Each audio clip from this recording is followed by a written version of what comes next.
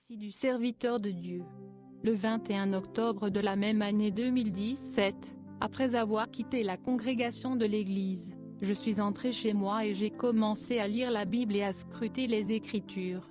Ensuite, je me suis prosterné devant la présence du Seigneur, et j'ai commencé à plaider pour la miséricorde de Dieu. Je ne pensais pas que le Seigneur allait me montrer, ou m'amener, une autre expérience dans le lieu de tourment affreux et horrible, que j'avais visité précédemment. Cet endroit était tellement horrible que je ne voulais plus y retourner. Lorsque la vision a commencé, je voyais un être argenté et resplendissant qui commençait à descendre vers l'endroit où je me trouvais. Le Seigneur était accompagné de milliers et de millions d'anges. Je regardais et sentais une présence forte et divine de l'Esprit de Dieu dans ma chambre. Les anges qui accompagnaient le Seigneur qui était resplendissant de lumière étaient suspendus dans les airs. Je les regardais adorer le Seigneur, chanter la gloire de Dieu et bénir le Roi des rois et le Seigneur des seigneurs. Ils chantaient « Béni soit le Seigneur Jésus, gloire à son nom, honneur à son nom, louange à son nom, pour les siècles des siècles. Amen. » Ensuite, le Seigneur a commencé à descendre. Il était le seul à descendre vers moi.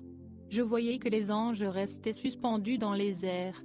Quand il est arrivé près de moi, le Seigneur a dit, « Il faut que je te ramène de nouveau dans ce lieu de tourment, afin que tu le voies, et que tu dises aux gens de la terre ce que je vais te montrer. » J'étais surpris, choqué, de voir le Seigneur descendre vers moi sous une apparence humaine, et non celle d'un esprit. Je voyais que le Seigneur était très resplendissant. Il avait un vêtement blanc et étincelant. J'ai observé qu'il avait une ceinture qui traversait son épaule et descendait, sur laquelle il était écrit « Roi des rois et Seigneur des seigneurs ». Je pouvais voir qu'il avait une autre ceinture à la taille et que son vêtement était d'un blanc pur. Quand j'ai essayé de regarder son visage, je ne pouvais pas le regarder, parce que son visage était comme le soleil. Le Seigneur était très resplendissant.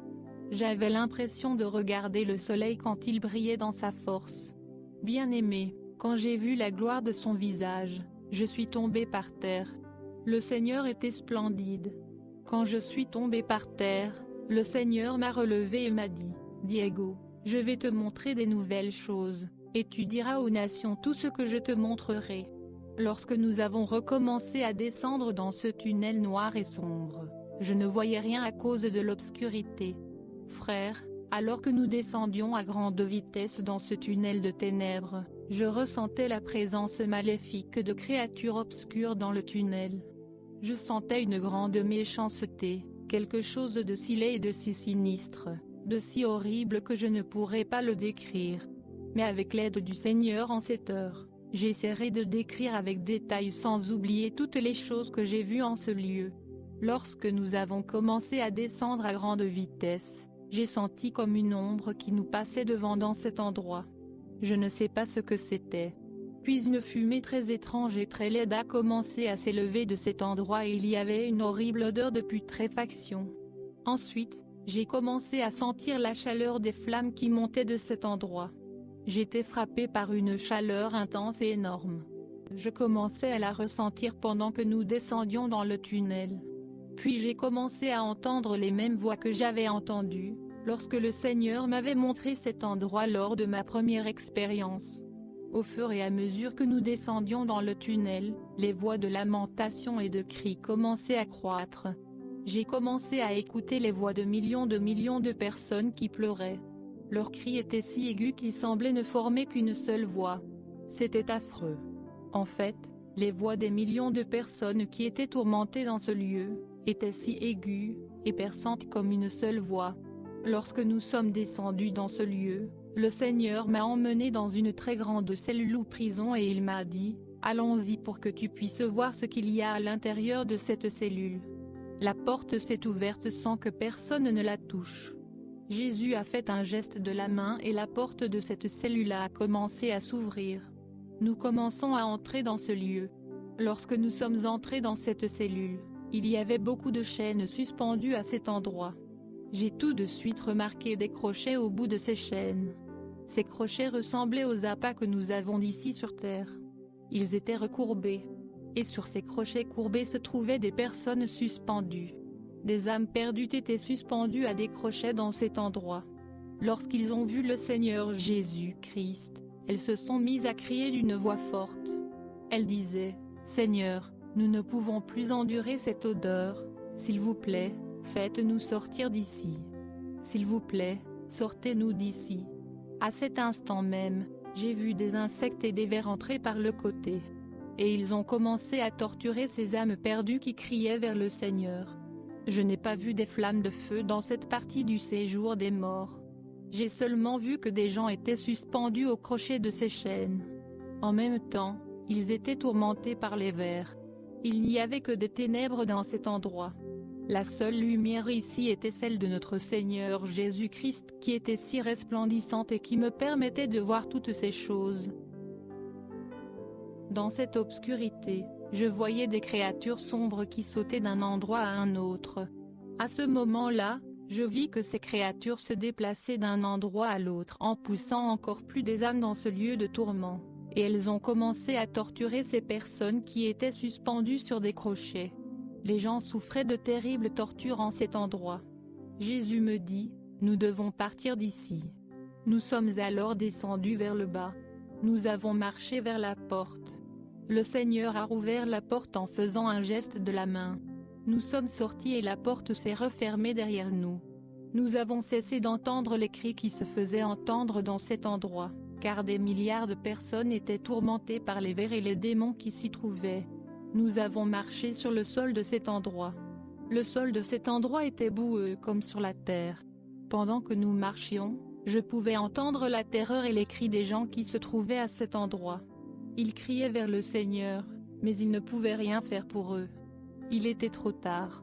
Le Seigneur les ignorait et ne leur disait rien. Je regardais les flammes qui s'élevaient très haut et très chaudes au milieu des gens. Je disais au Seigneur, « Seigneur, ne me laisse pas dans cet endroit.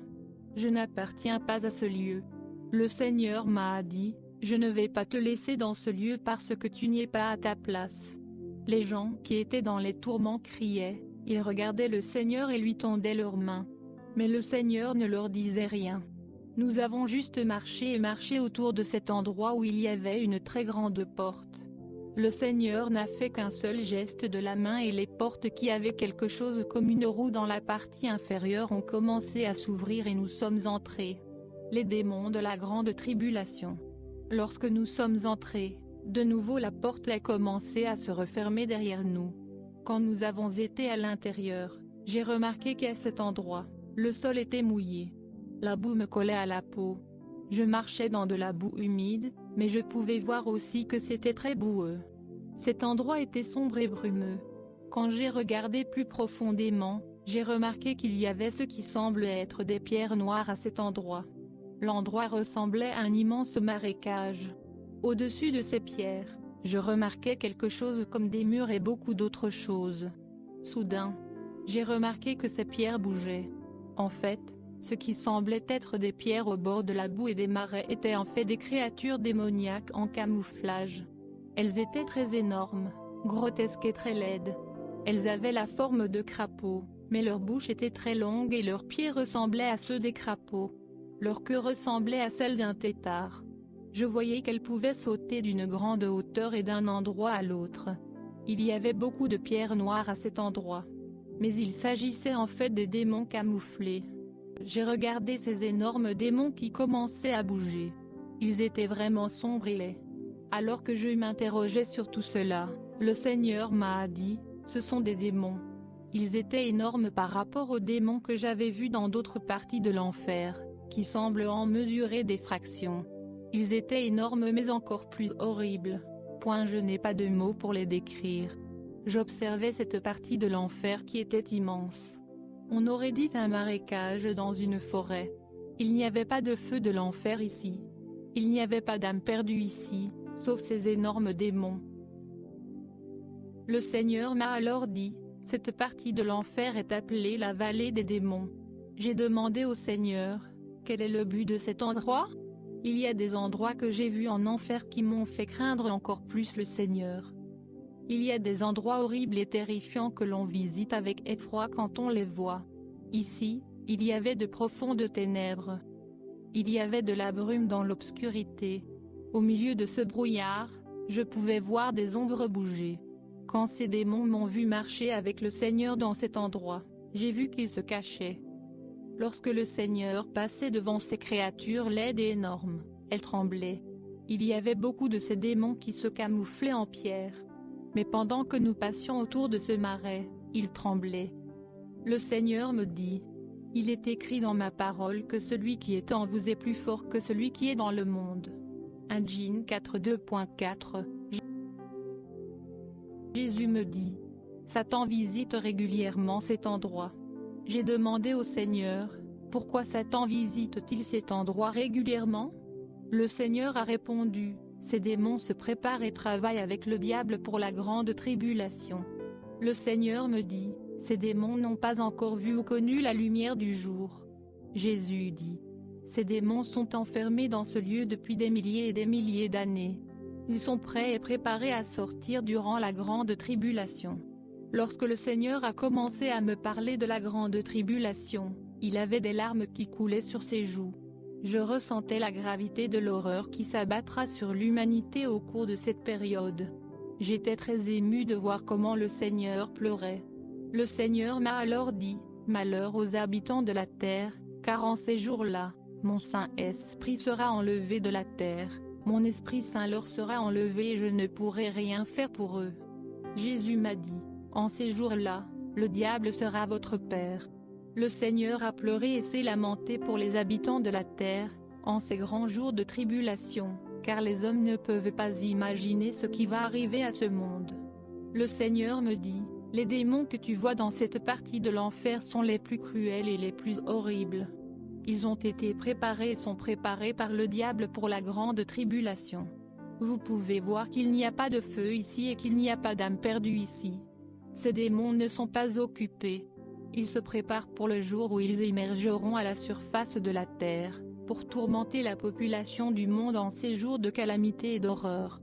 Le Seigneur s'est encore lamenté sur ce qui allait arriver. Puis le Seigneur m'a exhorté: tu dois continuer à parler malgré les moqueries et le rejet de mon message par des incrédules. Si je ne parle pas de ce que j'ai vu, le Seigneur me demanderait de rendre compte du sang des innocents. Lorsque nous avons commencé à quitter la vallée des démons, ces créatures ont commencé à maudire le Seigneur. Je n'ai jamais entendu ce genre de malédiction et je ne les répéterai pas ici. D'un geste de la main du Seigneur, la porte s'est ouverte. Nous avons commencé à quitter cet endroit. Au moment où nous avons quitté cet endroit, j'ai recommencé à entendre les cris des âmes perdues. Ces gens criaient et demandaient la miséricorde du Seigneur, mais il était trop tard pour eux et le Seigneur ne répondait pas à leurs cris. Plus tard, nous sommes arrivés dans une autre section du séjour des morts. J'ai pu observer de nombreux démons réunis en assemblée. Ils étaient très laids et ils étaient énormes. Les démons des fausses visions et des fausses révélations. Le Seigneur me dit: viens et je vais te montrer l'esprit de confusion qui est dans les airs et qui commence à se manifester dans les assemblées. J'entendis alors ces démons dire: ces chrétiens nous ont donné l'occasion d'entrer dans leurs assemblées et d'y apporter la confusion. Voici comment nous allons agir. Nous allons convaincre l'humanité de retourner dans le monde. Ces démons étaient contents et satisfaits de leur entreprise. Ils avaient l'air très contents et ils rigolaient durant leur réunion. Je les entendais dire: Père, nous avons atteint les objectifs que tu nous as fixés. Le démon disait: nous allons entrer et semer la confusion dans l'Église. Le plus élevé parmi eux prit la parole et dit: il ne pouvait pas prononcer le nom de notre Seigneur Jésus-Christ. Il l'appelait le Fils du Très-Haut. Ces démons avaient pour but de contrer les visions du ciel et de l'enfer que le Seigneur donnait à ses serviteurs. Ils allaient créer la confusion. Ce sont les esprits de confusion qui se meuvent sur la terre, même dans l'Église. Le Seigneur me dit: ils apporteront beaucoup de confusion. Le Seigneur me montra ces démons qui provoquaient de fausses visions et de fausses révélations afin de contrer les avertissements du Seigneur à l'humanité. Ils provoquaient des visions et des songes qui ne viennent pas du Seigneur. Le Seigneur me dit: mon peuple doit demander la confirmation pour chaque vision qu'ils reçoivent. Ils doivent me demander la confirmation et je la leur donnerai. Le Seigneur m'encouragea de continuer d'aller dans les rues et de proclamer tout ce que j'avais vu. Il me dit, « Beaucoup seront sauvés à cause de ce que tu as vu. Souviens-toi que je t'aime. Souviens-toi que sans la sainteté, personne ne me verra. » À partir de ce moment-là, nous avons commencé à repartir pour retourner sur la terre. Fin du message. Merci d'avoir écouté jusqu'à la fin, merci d'aider à propager les avertissements du Seigneur aux autres. Que le Dieu Tout-Puissant nous accorde sa miséricorde, pour que nous tenions ferme jusqu'au retour de Jésus.